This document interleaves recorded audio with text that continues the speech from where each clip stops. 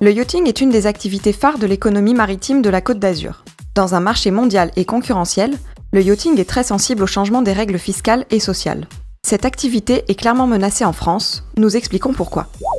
En quelques chiffres, voici le poids social et économique du secteur maritime de la Côte d'Azur.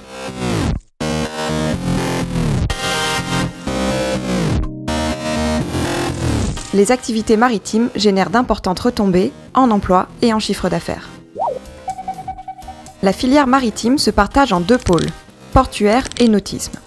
Le pôle nautisme représente 46% de l'ensemble, avec 2343 établissements répartis sur une vingtaine d'activités. L'entretien et la réparation navale, ainsi que la location et la vente de bateaux, représentent 67% du chiffre d'affaires du pôle nautisme. Le yachting est une composante clé pour l'économie maritime. Le marché mondial a doublé en 10 ans, 50% de la flotte de yachts sillonne nos côtes chaque année. Le yachting a un intérêt économique crucial. Le yachting est une activité très sensible à l'évolution de la réglementation fiscale et sociale. Elle connaît aujourd'hui une évolution très préoccupante. La CCI Nice Côte d'Azur, qui gère 4 ports sur le département, agit pour développer le yachting. Aujourd'hui, elle interpelle pour éviter que l'évolution du cadre fiscal et social ne devienne une menace pour l'attractivité de notre territoire. Que constatons-nous ? Le cadre fiscal et social est mouvant. Les régimes d'exonération qui sont en évolution, partie intégrante de notre compétitivité, méritent notre vigilance. La CCI Nice Côte d'Azur attire l'attention des décideurs sur des sujets clés pour l'avenir du yachting en France. Voici ces sujets. Qu'il s'agisse de TVA, des règles douanières liées à l'importation des navires, du régime des retenues à la source ou du statut social des marins, nous avons identifié des risques. Perte de chiffre d'affaires, délocalisation, distorsion ou encore déficit d'attractivité.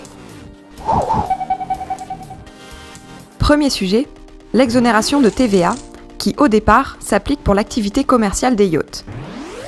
Mais les critères changent, se durcissent, avec un manque de clarté, en provoquant de l'instabilité et en créant une restriction pénalisante.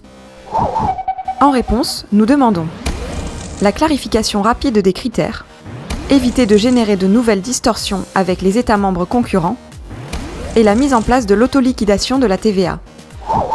Deuxième sujet, l'affrètement de yachts. Au départ, pas de TVA et un champ d'application précis. Mais, avec l'introduction de règles imprécises faisant peser des incertitudes sur les armateurs, un risque ultérieur de redressement pèse en effet sur les armateurs et génère une forme de distorsion au regard des pratiques concurrentielles qu'ils doivent aussi affronter.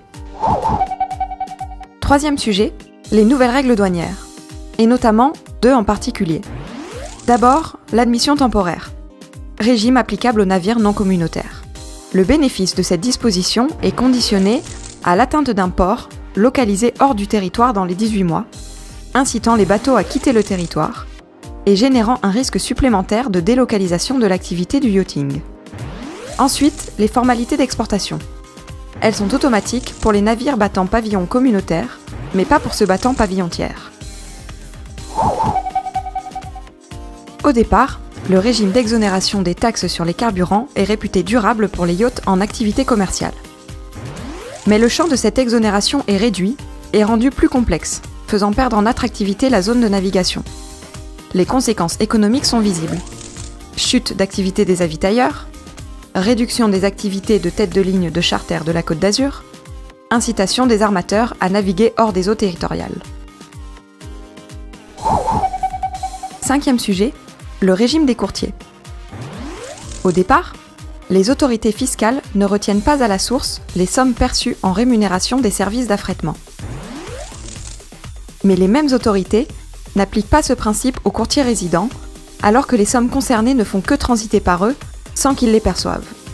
La multiplication des contrôles fiscaux, considérant ces courtiers comme débiteurs aux yeux de l'État, fait craindre un poids fiscal fragilisant la profession de courtier, une délocalisation ou un transfert d'activité, une incitation à débuter les contrats d'affrètement hors de France. Enfin, dernier sujet, le régime social des marins. Au départ, les règles sont édictées au niveau international.